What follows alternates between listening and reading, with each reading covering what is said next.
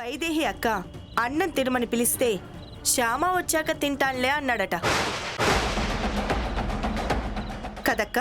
అవును, నా కోసం తను మొక్కుకొని గుడికి వెళ్ళింది కదా, తనొచ్చే వరకు వెయిట్ చేస్తానులే అన్నాడు. మామూలుగా ఉన్నప్పుడైతే వెయిట్ చేయొచ్చు, ఇప్పుడు తను నీరసంగా ఉన్నాడు కదా,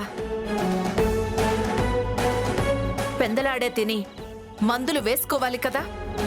ఇందులో అఖిల్ బాబు తప్పేం లేదత్తయ్య, తప్పంతా శ్యామాదే.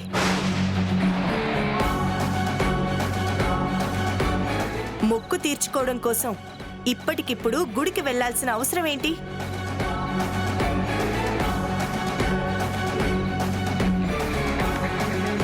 ఇవాళే కదా తను మొక్కుకుంది, రేపు గుడికి వెళ్ళి తీర్చుకోవచ్చు కదా మొక్కు.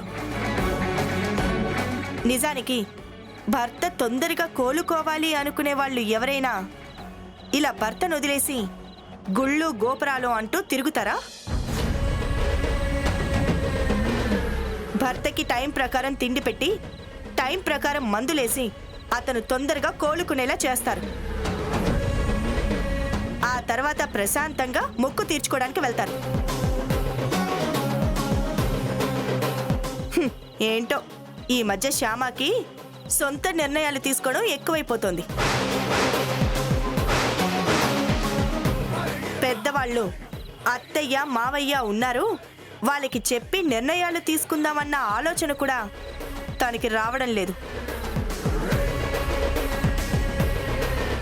కోడళ్లను కూతుర్లులా చూసుకునే మంచి మనసున్న అత్తగారు కాబట్టి సహిస్తున్నారు. కొడుకు ఆరోగ్యం గురించి పట్టించుకోకుండా ఏ కోడలైనా గుళ్ళు గోపురాలు అంటూ తిరుగుతూ ఉంటే ఏ అత్తగారు మాత్రం ఎంతకాలం భరిస్తారు, ఎంతకాలం సహిస్తారు?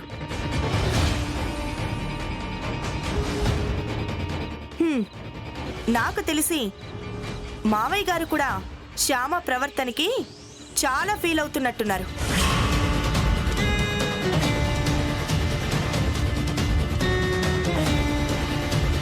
అవును, ఫీల్ అవుతున్నాను.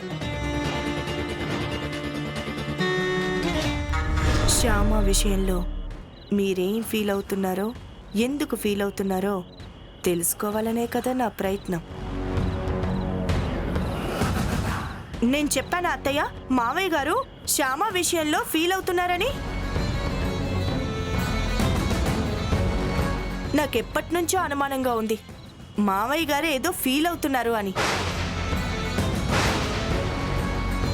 అదేంటో మాత్రం నాకు అర్థం కావడం లేదు. అదేంటో నాకే అర్థం కాకపోతే నీకేం అర్థం అవుతుందిలే. అమ్మా వైదేహి, శ్యామ చేసిన దాని గురించి అది తప్ప ఒప్ప అనేది తర్వాత తీరిగ్గా మాట్లాడుకుందాం. ముందు అఖిల్ బాబుకి భోజనానికి ఏర్పాట్లు చేయి, నేను వాడిని తీసుకొని వస్తాను. భోజనం చేసి టాబ్లెట్లు వేసుకుంటాడు. అలాగే మావయ్య గారు. విషయం ఏంటో చెప్పకుండా భలే దాటేశాడే ఈయన. తెలుసుకోవాలి, విషయం ఏంటో తెలుసుకోవాలి. మావయ్య గారు ఫీల్ అయిన విషయం ఏంటో త్వరలోనే కనుక్కోవాలి.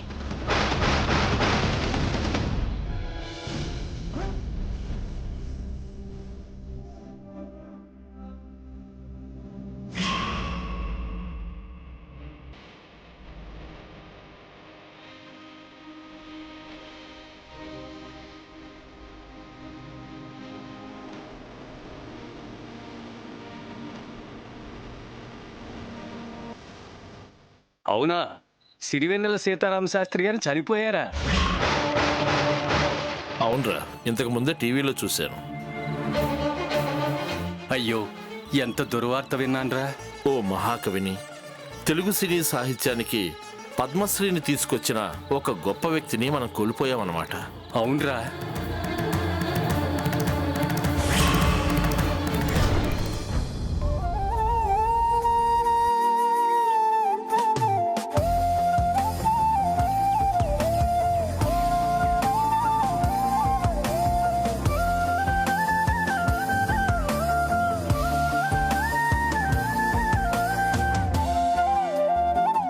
శ్యామా,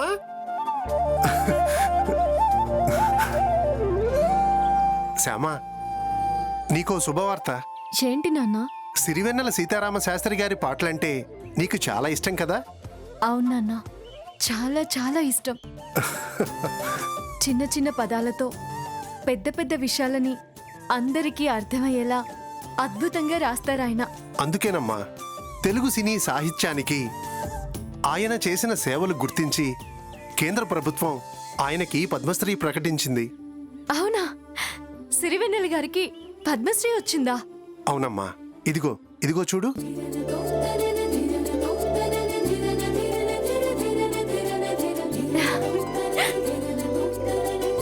చాలా చాలా సంతోషంగా ఉంది నాన్న.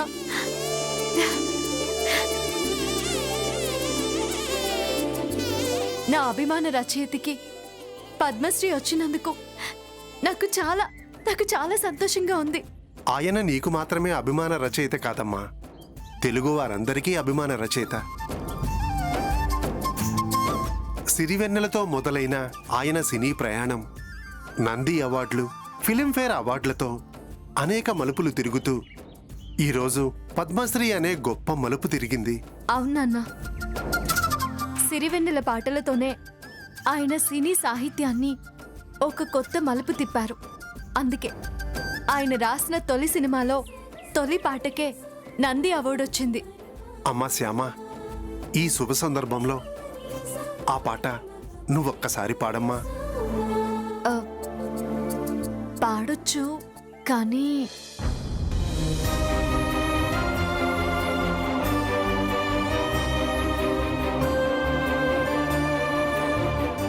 ఏంటమ్మా అలా చూస్తున్నావు? నేను పాట పాడిన విషయం గురువమ్మకు తెలిస్తే గొడవ చేస్తుందేమోనని. గురువమ్మ వాళ్ళు ఊళ్ళో లేరమ్మా, నువ్వు నిర్భయంగా పాడు. అవునా? అయితే పాడతాను.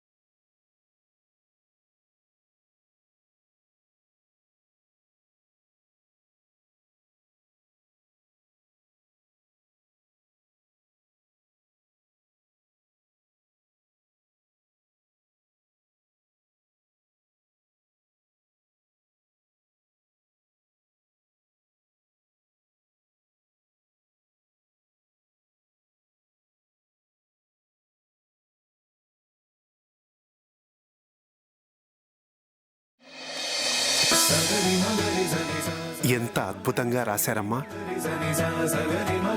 విరించినై విరచించి తిని ఈ కవనం, విపంచినై వినిపించి తిని ఈ గీతమని రాశారు.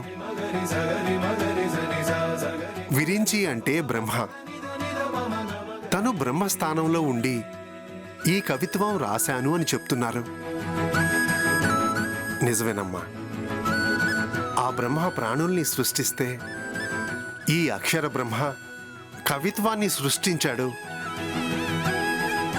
నా దృష్టిలో ఆ బ్రహ్మ కంటే ఈ అక్షర బ్రహ్మే గొప్పవాడనిపిస్తుందమ్మా.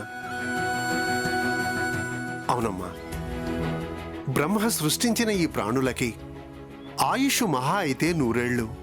కానీ ఈ అక్షర బ్రహ్మ సృష్టించిన కవిత్వం చిరాయువు కలిగి తెలుగు భాష ఉన్నంత వరకు ఉంటుంది.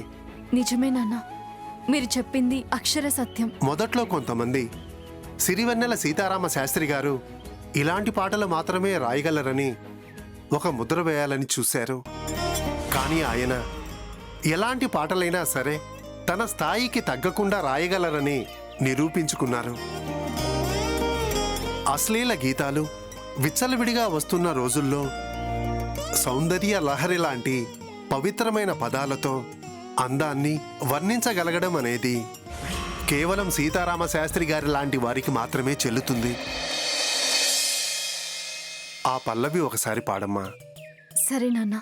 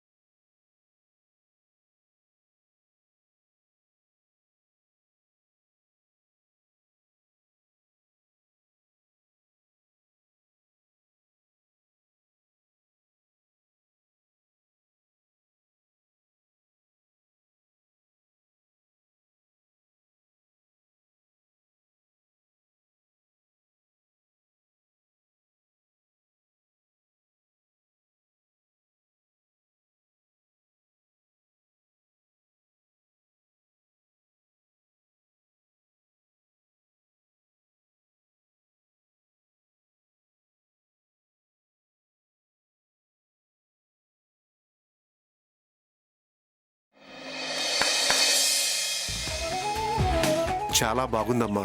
నాన్న, సీతారామ శాస్త్రి గారు మన కన్నయ్య మీద కూడా చాలా పాటలు రాశారు. ఔరా అమ్మకు చెల్ల ఆలకించి నమ్మడమేలా అనే పాటలో అయిన వాడే అందరికీ అయినా అందడు ఎవరికి అని కృష్ణతత్వాన్ని అద్భుతంగా చెప్పారు నాన్న. అలాగే వేణు మాధవ అనే పాటలో వేణువుకి ఉన్న అదృష్టాన్ని గురించి, వేణువు చేసుకున్న పుణ్యం గురించి ఎంత గొప్పగా రాశారు నాన్న. అవునమ్మా, మునులకు కూడా తెలియని గొప్ప తపస్సేదో ఆ వెదురు చేసిందని చాలా గొప్పగా రాశారు.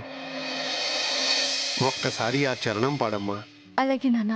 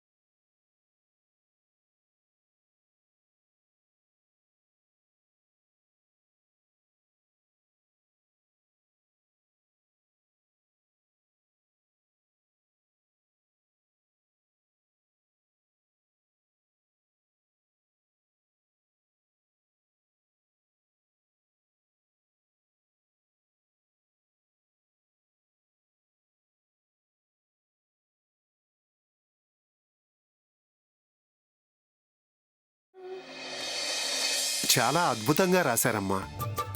ఇలాంటి అద్భుతమైన పాటలు రాశారు కాబట్టే ఆయన్ని పద్మశ్రీ వరించింది.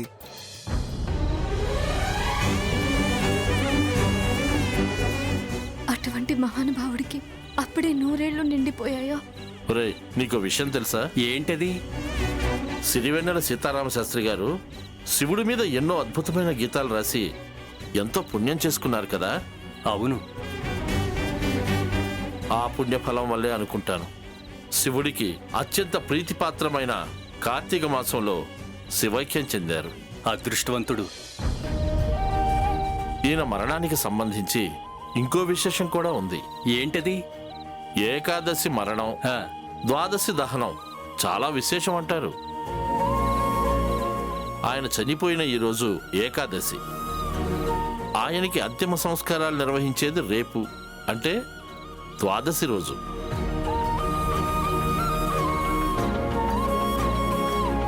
ఎంతో పుణ్యం చేసుకుంటేనే గాని ఇలాంటి మరణం సంభవించదు. అవును. కన్నయ్య, సిరివెన్నెల సీతారామ శాస్త్రి గారు ఆయన పాటలతో ఎంతో మందికి మనశ్శాంతిని ప్రసాదించారు. అటువంటి ఆయనకి ఆత్మశాంతి చేకూరేలా ఆశీర్వదించు కన్నయ్య.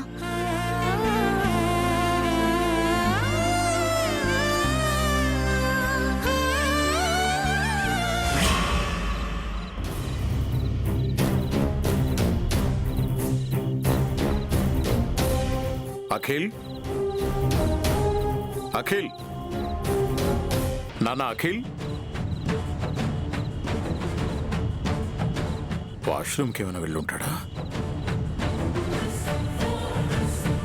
అఖిల్, నాన్న అఖిల్,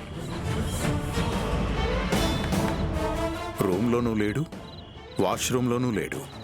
ఈ టైంలో ఎక్కడికి వెళ్ళుంటాడు?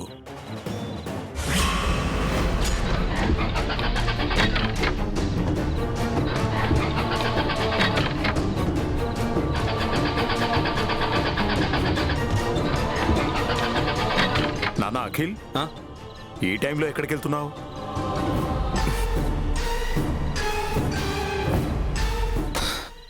గుడికి.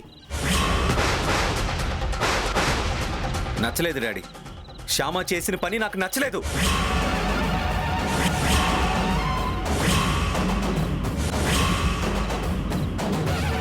శ్యామ ఇలా చేస్తుందని నేను అస్సలు ఊహించలేదు డాడీ. శ్యామ అంత తప్పు ఏం చేసింది నాన్న? ఏం చేసిందో మీకు తెలీదా?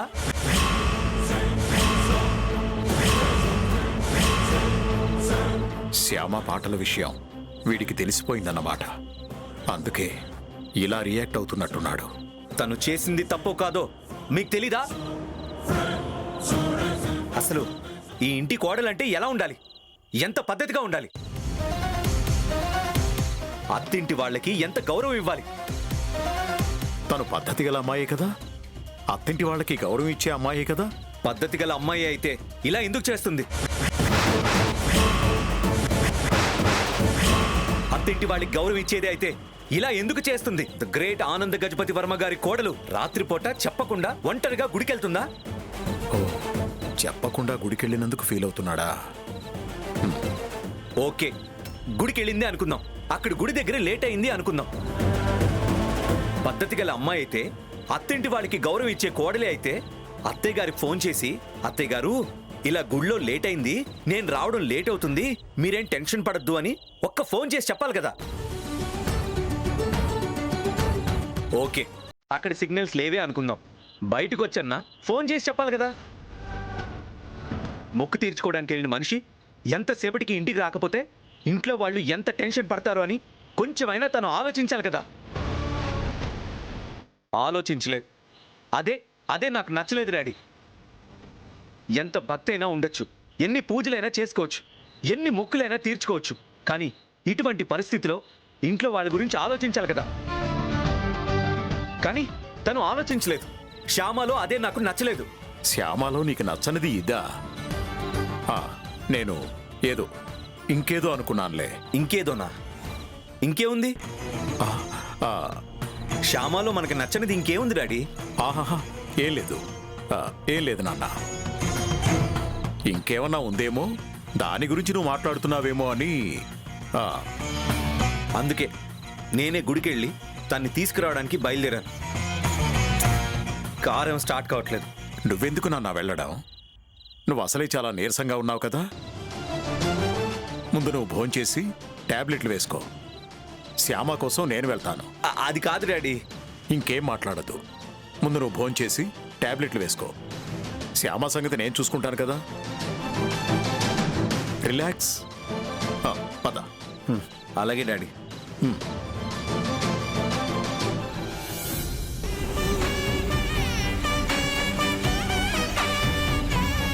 ఈ పాటికి అఖిల్ బాబు ఆ లెటర్ చదివే ఉంటారు. ఎలా రియాక్ట్ అవుతారో ఏంటో. నా తప్పుని మన్నించి, నన్ను క్షమించి, నన్ను ఆ ఇంటి కోడలిగా స్వీకరిస్తే నాకన్నా అదృష్టవంతురాలు ఈ భూమి మీద ఇంకెవరూ ఉండరు.